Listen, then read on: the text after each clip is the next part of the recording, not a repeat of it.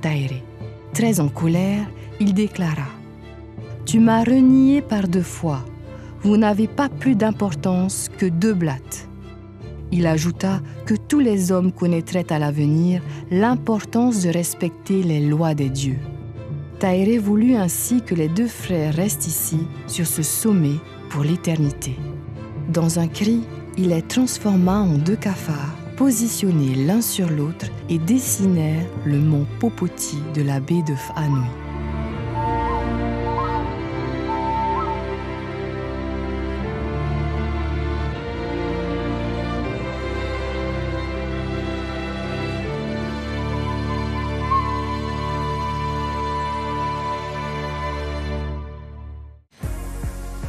Profitez de votre programme en toute sérénité avec le nouveau Honda HR-V hybride.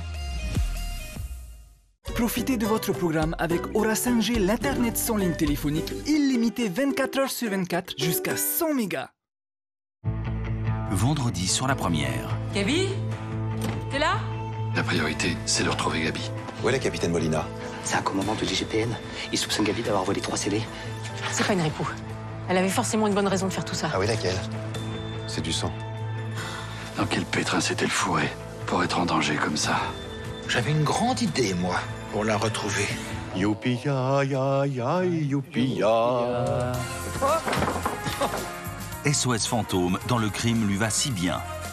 Vendredi à 19h25 sur la première. Cette semaine, Moïna et Touyala vous invitent à découvrir l'histoire d'amour de Jessica et Toréa. Ce charmant couple a accepté de nous laisser entrer dans leur intimité lors de la préparation des festivités et ce, jusqu'au mariage. Grâce à vous, ils pourront peut-être gagner leur voyage de noces, mais pour ça, ils ont besoin de vos votes. Envoyez 4 au 78 99 et aidez-les à gagner leur voyage de noces. L'histoire d'amour de Jessica et Toréa, c'est à découvrir samedi à 19h25 sur la première. L'émission 100% jeux sur Polynésie. La première avec Pascal et Melky. C'est QDJ. Oui, oui, oui. C'est QDJ. Bravo. Si toi aussi tu veux tenter de gagner de magnifiques cadeaux, rendez-vous en radio et en Facebook Live chaque matin à 10h. Pour jouer, on voit maintenant CQDJ par SMS au 78 99. Fight-Eto! C'est QDJ. La première. Pour tout savoir sur le temps, faites confiance à Monsieur Bricolage. Monsieur Bricolage, on peut compter sur lui. Smart Store. Smart Store vous offre la météo du jour avec les téléviseurs Sony Bravia 8. Smart Store. Suivez la météo à bord de votre pick-up Nissan Navara. Fondez de plaisir en regardant la météo avec Président. Président, le plaisir, c'est important.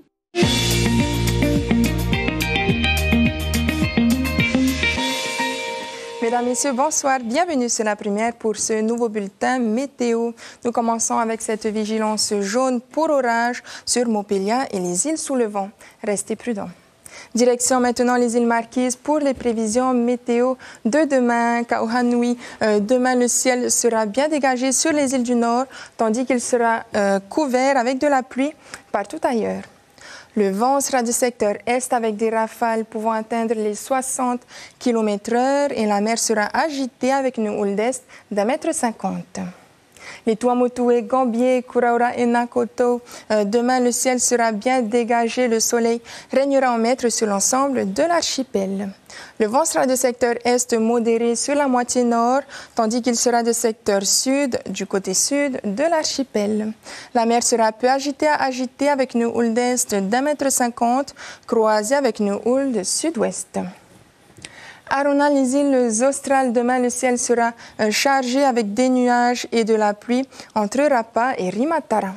Le vent sera du secteur nord modéré à 20 km/h et la mer sera peu agitée à agitée avec une houle de secteur sud-ouest d'1 mètre croisée avec une houle d'est-sud-est. Yaorana, les Rarumatei, les îles sous le vent, là aussi, le temps sera maussade, des nuages et de la pluie sont attendus. Le vent sera de secteur nord-ouest avec des rafales à 60 km/h et la mer sera peu agitée à agitée avec une houle de sud-sud-ouest d'1 mètre. Puis nous terminons avec les îles Sœurs, Tahiti et Moorea, où le soleil sera plus ou moins présent, mais des nuages porteurs de pluie sont attendus entre Paea et Tahiti, la presqu'île. Le vent sera de secteur nord modéré et la mer sera peu agitée avec une houle de sud-sud-ouest d'1 mètre. C'était vos prévisions météo de demain, mercredi 18 septembre, fête des Nadèges. Lever du soleil prévu aux alentours de 5h51 pour se coucher, vers 17h passé de 54 minutes. Merci de nous rester fidèles et très belle soirée sur la première.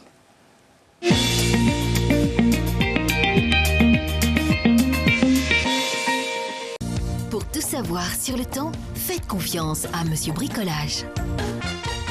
Monsieur Bricolage, on peut compter sur lui. Smart Store. Smart Store vous a offert la météo du jour avec les téléviseurs Sony Bravia 8. Smart Store. Suivez la météo à bord de votre pick-up Nissan Navara. Fondez de plaisir en regardant la météo avec Président. Président, le plaisir, c'est important.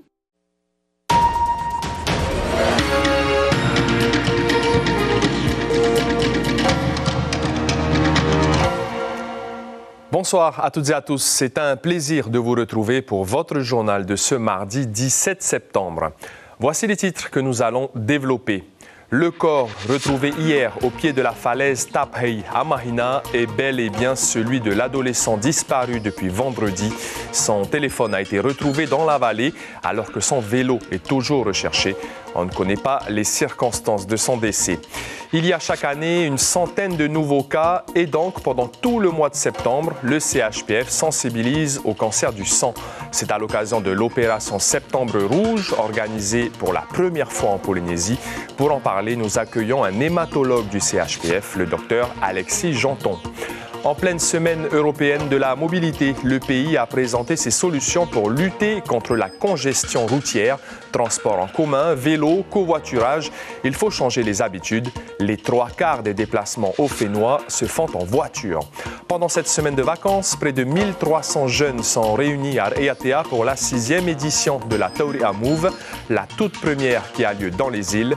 Aujourd'hui, c'était la journée inaugurale. On verra l'ambiance sur place à la fin de cette édition. Merci d'être avec nous. Nous vous l'annoncions hier soir, le corps sans vie d'un jeune homme de 15 ans a été retrouvé au pied d'une falaise à Mahina. L'adolescent était porté disparu depuis 4 jours. On ne connaît à ce jour toujours pas les circonstances de son décès. Une enquête est en cours et pour l'heure, aucune piste n'est écartée. Lucille Guichet, Hubert Liao. Qu'est-il arrivé à Manoa, 15 ans? Porté disparu depuis vendredi, sa famille et les gendarmes sillonnaient les quartiers de Tahiti. Mais hier, son corps a été retrouvé par un promeneur au pied de la falaise Taphei à Mahina, 6 mètres en contrebas de ce lieu fréquenté. C'est un endroit où les jeunes se rassemblent, mais bon, et quand on arrive le soir, on les fait dégager. Mais ils sont plutôt là juste pour manger, pour mais voilà. Après, c'est pas la première fois qu'on trouve des cas comme ça, similaires. Dans son quartier, l'émotion est vive et ses proches attendent des réponses. Pour l'heure, aucune piste n'est écartée. La chute accidentelle, le suicide ou l'intervention d'un tiers. Son téléphone portable a été retrouvé au fond d'une vallée et doit être exploité par les enquêteurs. Son vélo électrique n'était plus sur place. Il y a eu beaucoup d'amis, donc il était véhiculé avec un vélo électrique qu'on n'a toujours pas retrouvé. Donc chacun émet des hypothèses de son côté, mais tant qu'on n'a pas le résultat de l'autopsie qui va déterminer une fois pour toutes qu'est-ce qui s'est passé réellement après ce jour-là, c'est difficile aujourd'hui. L'autopsie est prévue demain. Elle permettra de confirmer l'identité de la victime avec certitude et peut-être de lever le voile sur les circonstances de son décès. Elle a commencé au début du mois, la première édition de Septembre Rouge à Tahiti. Septembre Rouge, c'est le mois consacré à la sensibilisation au cancer du sang. Une conférence sur le sujet est organisée ce samedi par le CHPF car il y a au Fénois une centaine de nouveaux malades chaque année. Sybelle Plichard et Heidi Enko ont rencontré ce matin Maïma, atteinte d'une leucémie. Après son cancer du sein, Maïma, 61 ans, ne s'attendait pas à revivre une nouvelle chimiothérapie. Pourtant, elle est bien là, hospitalisée depuis 3 semaines pour combattre une leucémie aiguë. Ce cancer du sang se manifeste brutalement. Une grosse fatigue, sans comprendre le pourquoi des choses. Pourquoi? Parce que dans ma tête, toutes les mamans, t'as envie de faire ça, le travail, tout ça, mais le corps n'arrive pas à suivre. Le début de mes traitements, j'ai fait 7 jours de chimio. C'était des injections. 2 injections par jour et le soir, c'est en comprimé. Grâce au progrès de la médecine, Maïma bénéficie de nouveaux traitements. Il y a encore quelques années, son âge aurait été un handicap. Je suis bien. Jusqu'à 4-5 ans, nos seuls traitements, c'était des traitements très lourds, des chimiothérapies très lourds. Ce qui fait que des gens qui avaient plus 20 ans ou qui avaient d'autres maladies, des problèmes cardiaques, etc., étaient mis un petit peu de côté. On avait des traitements sans grande ambition. Et là, on peut maintenant délivrer des traitements beaucoup plus efficaces à plus de patients que par le passé. La leucémie n'est pas la seule maladie du sang. Les myélomes, les lymphomes et les NMP font aussi partie du triste répertoire des hématologues. NMP comme néoplasme myéloprolifératif. La maladie de Vaquez en fait partie. Cette fois, ce ne sont pas les globules blancs qui baissent, mais les globules rouges qui se démultiplient. Et leur sang devient visqueux, épais, et ça risque de créer des caillots qui vont boucher des artères au niveau du cerveau, du cœur, etc. Et peut avoir des conséquences extrêmement dommageables pour le patient. Quand le taux est très élevé, quand il y a urgence à faire baisser ce taux de globules trop important, le plus simple, c'est d'enlever mécaniquement du sang et faire ce qu'on appelle une saignée. Il m'a touché. Oh oui. Toutes pathologies confondues, le service hématologie suit environ 800 patients par an. Septembre Rouge permettra dorénavant de mettre en lumière ces maladies plutôt rares. Quelqu'un est venu. Et pour parler des maladies du sang, car il en existe plusieurs, nous accueillons en plateau un médecin spécialisé en hématologie, le docteur Alexis Janton. Bonsoir. Bonsoir. Merci d'être avec nous. On l'a entendu, donc, l'hématologie, c'est la spécialisation donc, sur tout ce qui touche les cellules sanguines, aux cellules sanguines. Et quand on parle de maladies du sang, il y en a énormément. Quelles sont les plus fréquentes en Polynésie ? Alors en Polynésie, c'est un petit peu comme dans le reste du monde. Les maladies les plus fréquentes parmi les maladies du sang, ce sont les myélomes et les lymphomes. Donc c'est des maladies qui sont particulièrement graves et qui vont avoir des signes cliniques importants chez le patient. À côté de ça, il y a les leucémies, comme on a vu dans votre sujet, et puis également les néoplasies myéloprolifératives. 20 nouveaux cas de CNMP chaque année, une centaine de nouveaux cancers chaque année. Est-ce que ce sont des chiffres importants par rapport à la démographie polynésienne ? Oui, alors c'est des maladies qui sont rares prises séparément, mais quand on les met bout à bout, finalement, on arrive à des chiffres qui sont importants. Hein. À l'échelle de la France, c'est 45 000 nouveaux cas par an. En comparaison, le cancer du sein, c'est 60 000, donc on est quand même sur des chiffres importants. Et en Polynésie, on retrouve à peu près les mêmes chiffres qu'à l'échelle française globale. Il y a plusieurs maladies du sang, il y a donc forcément plusieurs signes cliniques, des symptômes. Quand est-ce qu'on peut avoir des doutes ? Tout à fait. Alors, je pense qu'un des principaux signes qu'on peut avoir, c'est une grande fatigue, hein, comme la patiente que vous avez suivie. Après, le type de symptômes peut varier beaucoup suivant la maladie, hein, mais ça peut être parfois des douleurs, des signes hémorragiques, des saignements. Mais je crois que le bon réflexe, c'est d'aller voir un professionnel de santé si on a un doute et son médecin généraliste en premier lieu. Une maladie du sang n'est pas forcément mortelle. Exactement, c'est le message aussi qu'on veut faire passer avec ce mois de sensibilisation. Maintenant, on a accès à des traitements de pointe au Taonais, à travers les évacuations sanitaires avec notre partenariat depuis de longues années avec l'hôpital Saint-Antoine à Paris, qui a un excellent service. Et donc maintenant, on a de l'espoir dans de nombreux cas pour les patients. Et heureusement, on a souvent des traitements qui sont couronnés de succès, oui. Justement, on a entendu dans le reportage, les traitements ont beaucoup évolué. Comment ça se passe justement ici à Tahiti ? Alors, à Tahiti, les patients peuvent bénéficier des dernières avancées de la recherche clinique qui est très dynamique dans notre domaine de l'hématologie. Donc, la plupart des traitements peuvent être faits sur place et on a quelques traitements spécialisés où il faut recourir à une évacuation sanitaire. Le centre de transfusion sanguine occupe un rôle essentiel dans cet accompagnement, car il y a différentes cellules qui en fait intéressent les différents traitements. Exactement, puis dans nos maladies, parfois on a trop de cellules, mais parfois on n'en a pas assez. Et là, effectivement, on a recours au don du sang à travers le CTS, et on remercie les donneurs qui participent aussi à la prise en charge de nos patients à travers ces dons, bien sûr. D'où la séparation des cellules, plasma, globules rouges, globules blancs. Effectivement, maintenant, on a la capacité de donner vraiment la cellule ou les cellules qui manquent en fonction des besoins, tout à fait, oui. Très rapidement pour finir, samedi, il y a une conférence annuelle au Royal Tahiti entre 8h30 et 12h45. Ce sera la toute première donc, dans le cadre de Septembre Rouge. Est-ce que vous avez des détails sur le programme ? Et oui, on est très heureux en partenariat avec l'Institut Cancer de la Polynésie d'organiser cette conférence samedi à destination des patients, de leurs familles, en point d'orgue de ce mois de Septembre Rouge. Ouais. Le message, pour finir, Septembre Rouge, pour sensibiliser aux maladies du sang. Parlons des maladies du sang. Et puis, pour ceux qui peuvent, on peut donner pour la recherche aussi, qui en a besoin. Voilà, je pense que c'est un beau message. Merci beaucoup, Alexis. Je rappelle que vous êtes médecin spécialisé en hématologie et que vous aidez donc les patients à guérir de leurs maladies du sang. Merci beaucoup. Merci à vous. Après le feuilleton politique de ces dernières semaines au niveau national, une demande de destitution d'Emmanuel Macron portée par la France Insoumise a obtenu le feu vert du bureau de l'Assemblée nationale ce mardi. Mais pour aboutir, il faut que le texte passe d'abord en commission des lois avant d'être étudié par l'Assemblée. La procédure a peu de chances d'aboutir car la destitution doit être approuvée par 2/3 des parlementaires, soit 385 députés. C'est presque mission impossible pour la France Insoumise qui n'en compte que 72.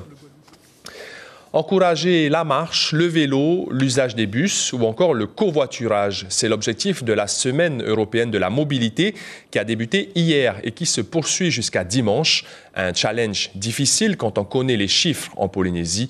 Les véhicules particuliers représentent 77% des déplacements.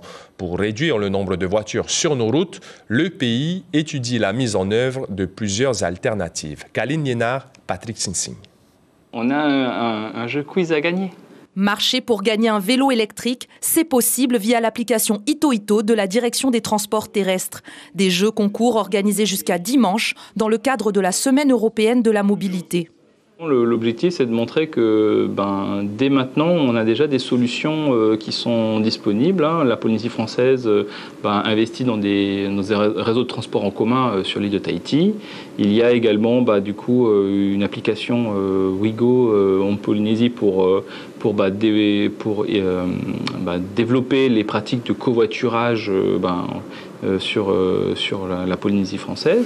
Changer le mode de déplacement, une histoire de longue date en Polynésie. Le projet est ambitieux et compliqué car les habitudes sont bien ancrées chez les usagers de la route. J'en ai envie, je prends le bus. Je préfère marcher la plupart de mon temps. Pourquoi ? Ça me rajeunit. Parce qu'à vrai dire, j'ai 72 ans. Je me déplace souvent en bus. C'est quand j'ai pas de voiture, tout ça, du coup, il y a le bus voyant. Parce que c'est pratique. En cas où tu n'as pas de transport, il y a les bus. Et ça aide beaucoup. Je préfère les scooters, j'arrive vite. Et je quitte à n'importe quelle heure. Ça dépend. Si ma copine a besoin pour aller à son travail, je les laisse alors. Moi, je prends alors les bus. Chaque jour, 30 000 voitures traversent la ville de Papeete. Pour fluidifier le trafic routier, le gouvernement étudie plusieurs projets à réaliser dans les 5 prochaines années. Pour ce qui concerne le transport en commun, nous étudions 10 km de voies réservées pour bus et covoiturage entre Utumaoro et le giratoire du Rima. L'objectif, c'est de rendre plus fiable le réseau de transport en commun, de permettre aux bus d'arriver à l'heure. 14 milliards seront investis par le pays d'ici 2028 dans ces projets visant à réduire le nombre de voitures sur les routes de Tahiti. Et pour vous encourager à prendre le bus, sachez que vendredi, il y aura un ticket d'or à trouver sous l'un des sièges pour tenter de remporter un des gros lots offerts par la DTT. Le partage, l'entraide, la cohésion, des valeurs qui sont inculquées aux volontaires jeunes cadets. Grâce à ce dispositif mis en place par le RSMA, la DG2E et le vice-rectorat depuis 4 ans maintenant, plusieurs jeunes, souvent scolarisés en lycée professionnel, retrouvent de la confiance en eux. La promotion 2024-2025 est actuellement à Tautira. Ismaël Tahiata et Dylan Fels sont allés à la rencontre de ces jeunes. Ta cheville, voilà, bloquez ta cheville, ta jambe tend au sol. Une jambe tendue à la verticale pour trouver l'équilibre et une tyrolienne qui ne demande qu'à être tendue correctement. Ça, les jeunes cadets volontaires savent le faire. Si tu dois aller en mission et que tu dois traverser une rivière, il y a un qui va traverser la rivière en nageant avec la corde. On va aller attacher de l'autre côté sur un arbre. Ensuite, le reste qui sont là, ils feront un nœud comme ça.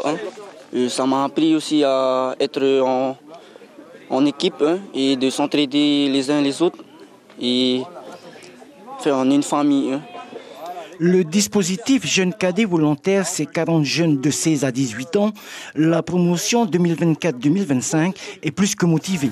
J'avais cette envie de venir au RSMA, d'apprendre un peu plus et voilà quoi, de s'amuser avec les copains et tout. Et voilà, on fait des belles rencontres et tout. Il a pour vocation de permettre à des jeunes qui sont en difficulté scolaire, qui sont limite au niveau du décrochage scolaire, de pouvoir venir en hébergement collectif pendant 4 fois une semaine sur l'année scolaire, de manière à pouvoir être dans une dynamique, dynamique justement de cohésion. Ici, des nœuds de chaises, de cabestons ou encore de jambes de chien. Ce n'est pas compliqué, mais il faut de la discipline. C'est un levier sur lequel on joue, d'accord, pour les intéresser, les faire se concentrer et les faire se dépasser. Donc, c'est vrai qu'avec le treillis, c'est plus facile par rapport au professeur. Il y a le respect de l'uniforme à Tahiti qu'on trouve quand même plus qu'ailleurs, je vais dire. Dans la majorité des cas, les résultats sont absolument incroyables au cours de l'année parce que c'est des jeunes qui retrouvent confiance en eux, qui sont fiers d'avoir entrepris des choses qu'ils n'avaient jamais faites. Des résultats obtenus grâce au travail en commun professeurs et cadres militaires. Une collaboration qui a démarré en 2021. On continue de parler de la jeunesse polynésienne, mais on prend la direction des îles sous le vent désormais. À Raiatea, la 6e édition de la Tauria Move a débuté aujourd'hui. Pendant une semaine, plus de 1300 jeunes seront plongés dans près de 200 activités. L'Union polynésienne de la jeunesse délocalise l'événement hors Tahiti pour la première fois. L'ambiance sur place pour la première journée avec Hitimanaki.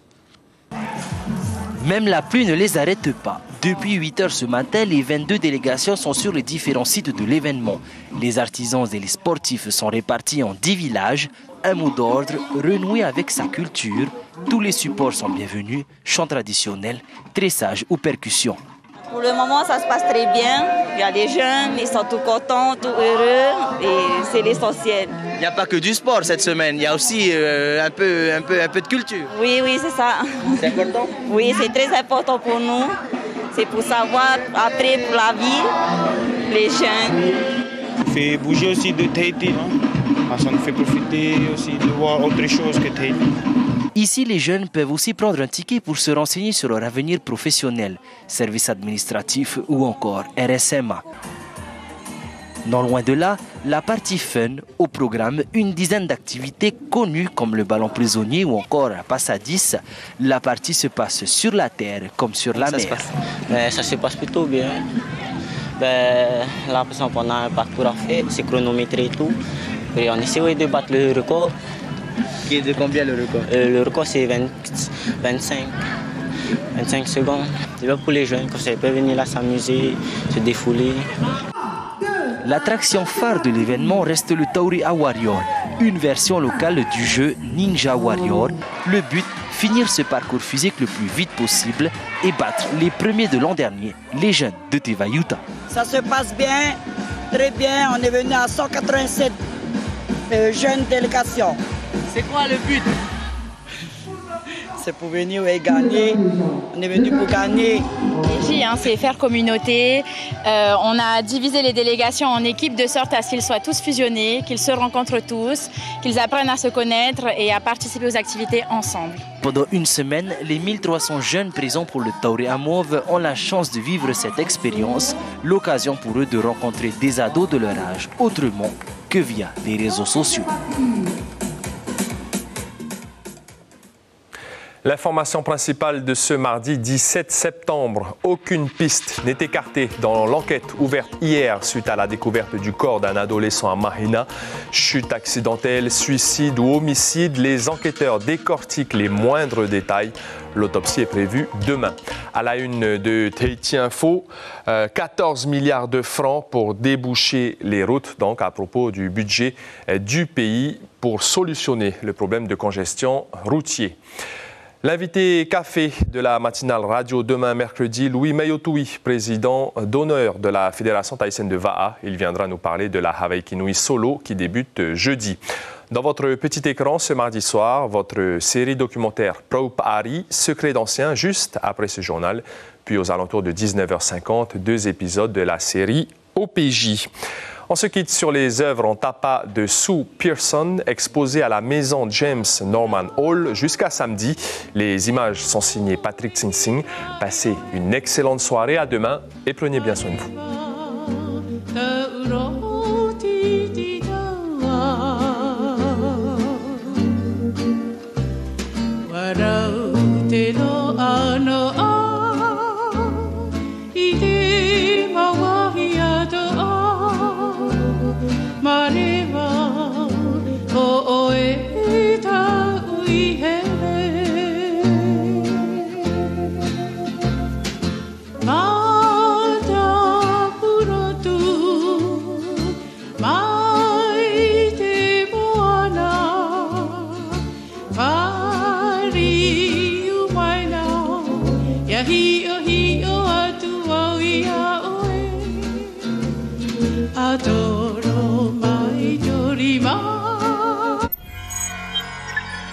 Retrouvez ce programme en replay sur notre site internet.